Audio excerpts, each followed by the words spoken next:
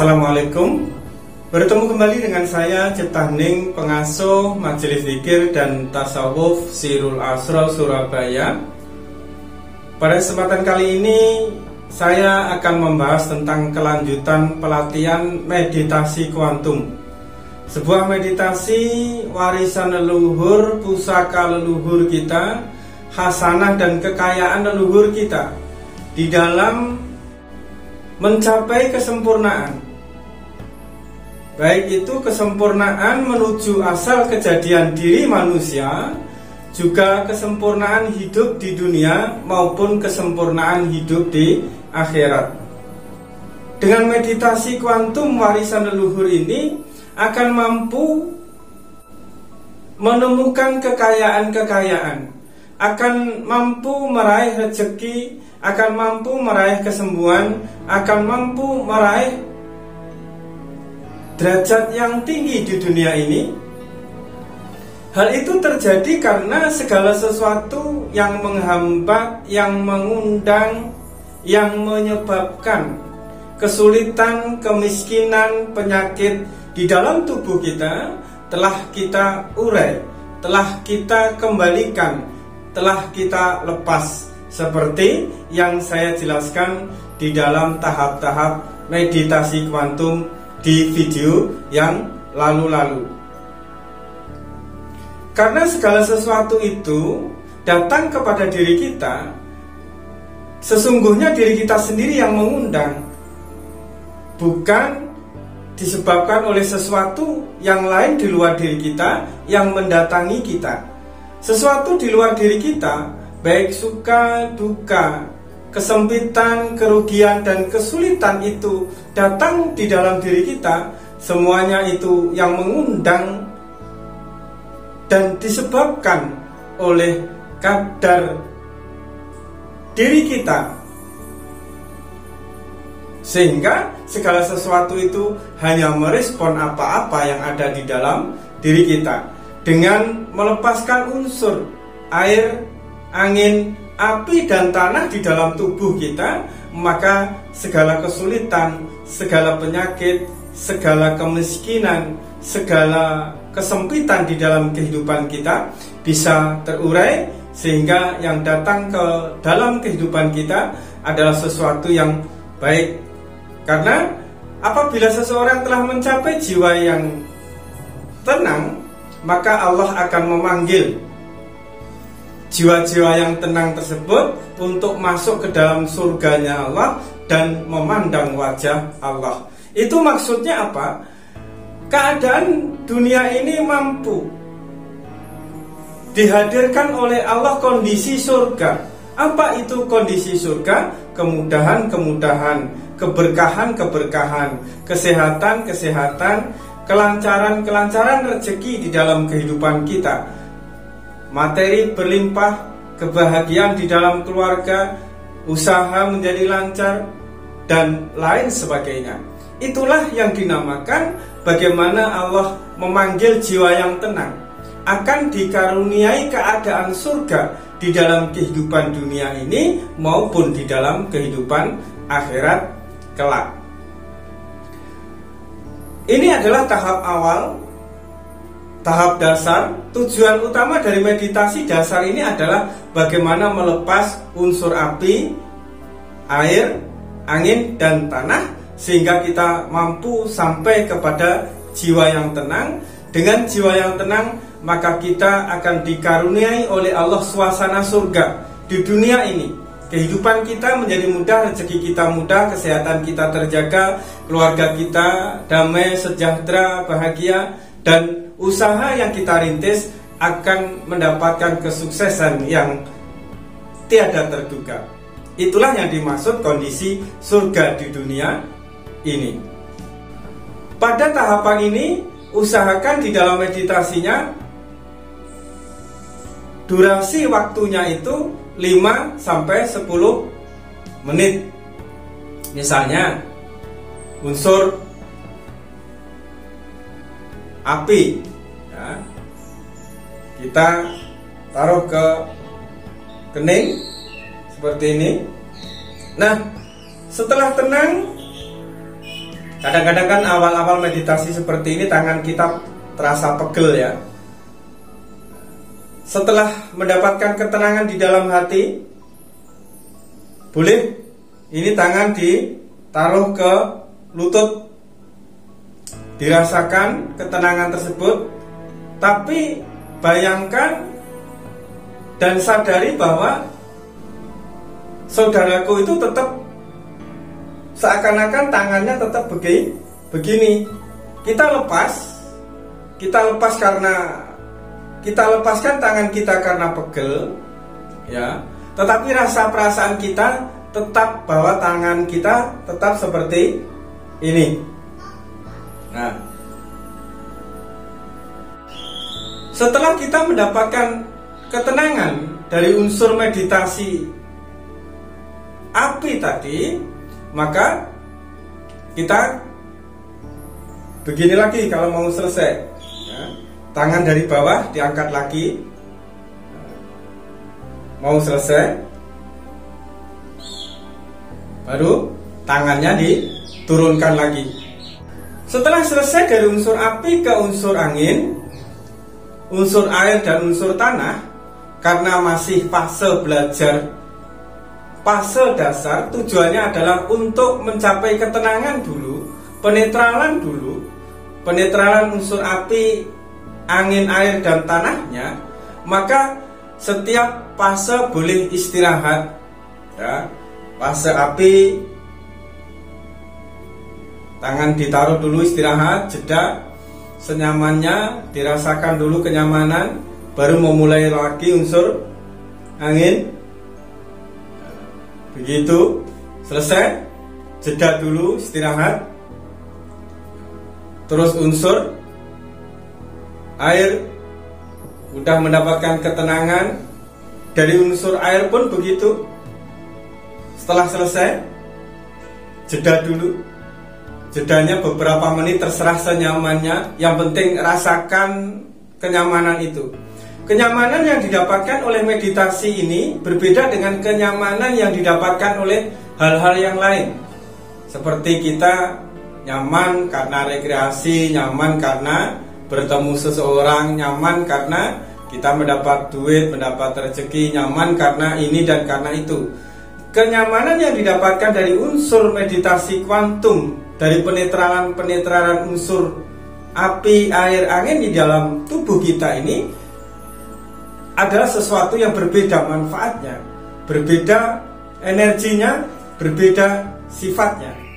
Ya, ketenangan yang kita dapatkan ini akan menetralkan, memperbaiki kondisi keadaan kita, kondisi kebatinan kita, kondisi kesehatan kita, kondisi rezeki kita, kondisi keberuntungan kita, yang selama ini mungkin segala sesuatunya tersumbat, segala sesuatunya terhalang, rezeki terhalang, kebahagiaan terhalang,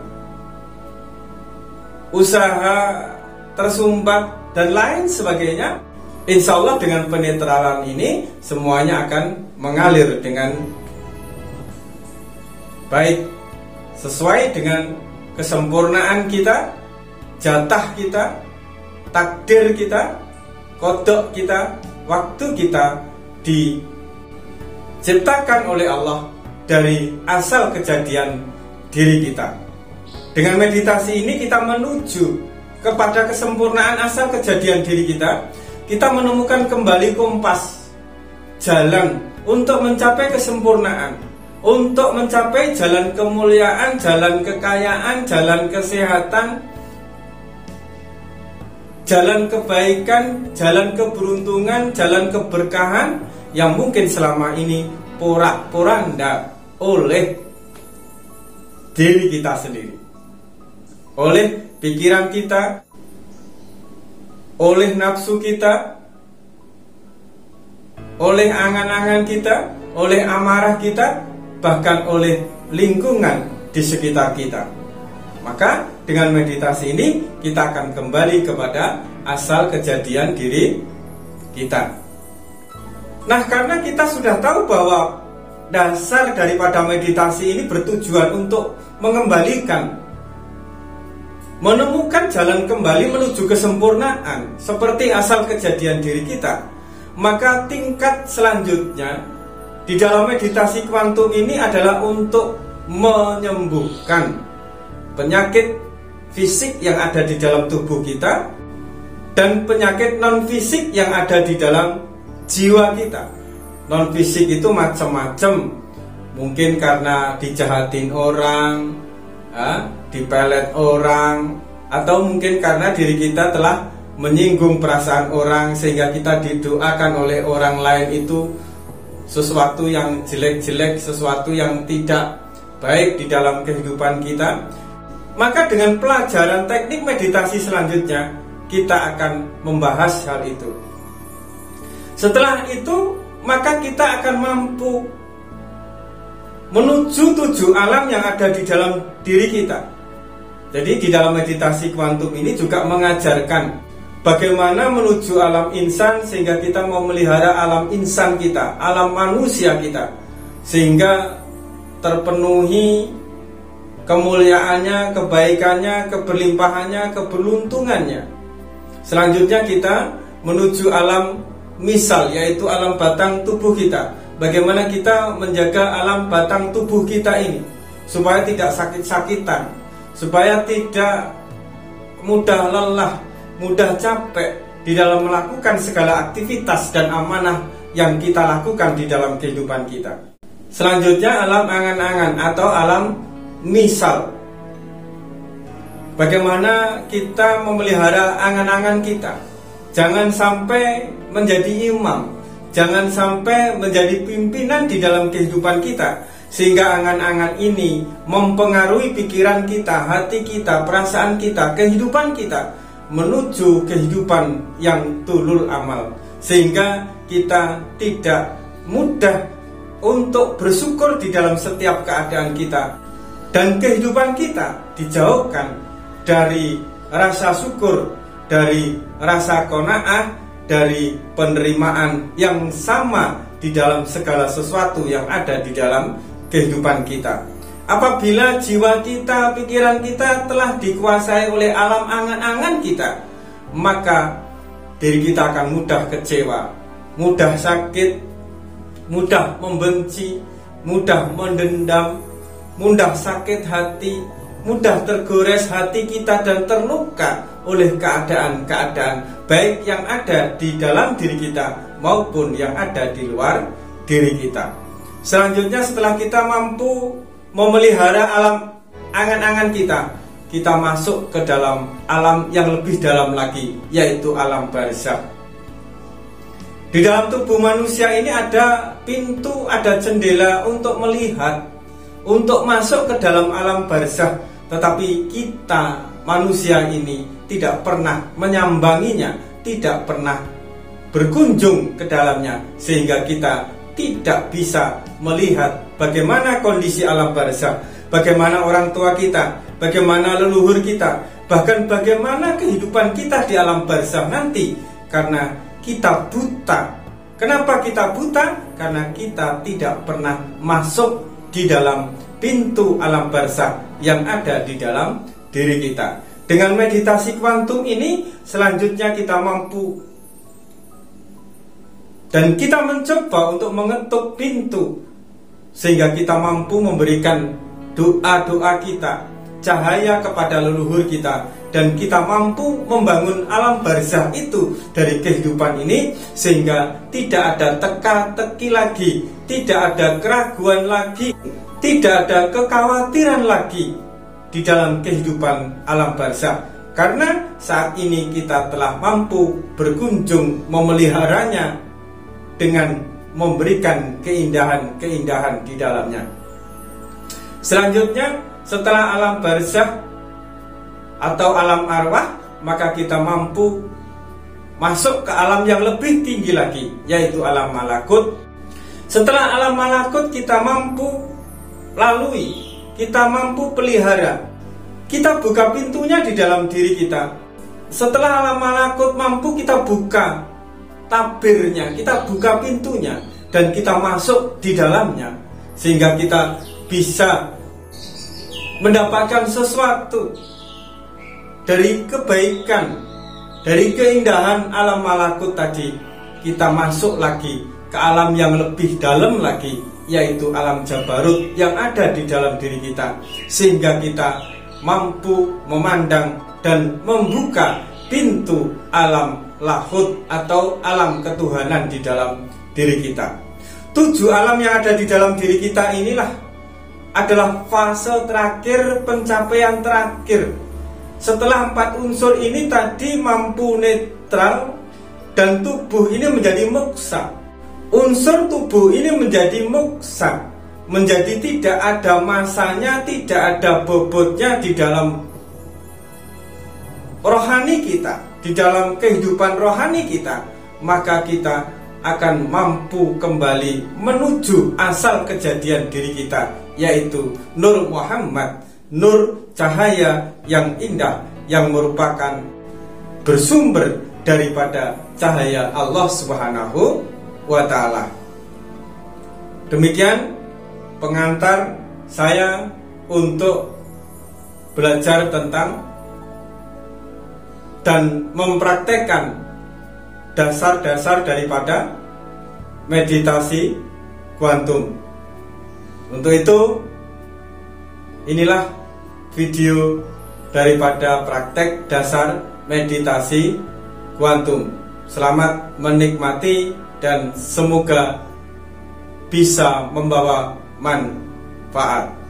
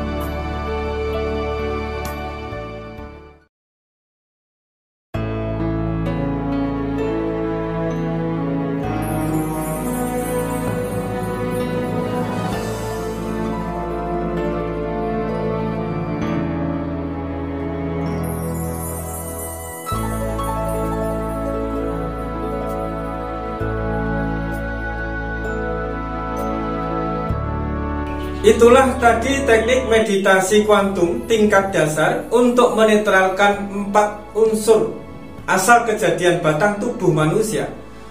Semoga menemukan ketenangan sehingga menemukan kembali jalan kesempurnaan di dalam kehidupan kita, sehingga kita tidak bersusah payah di dalam kehidupan dunia, tidak memikirkan keadaan dunia terlalu berlebih, sehingga kita fokus di dalam bagaimana diri kita bisa lebih bermanfaat bagi orang lain, bagi kehidupan orang-orang di sekitar kita.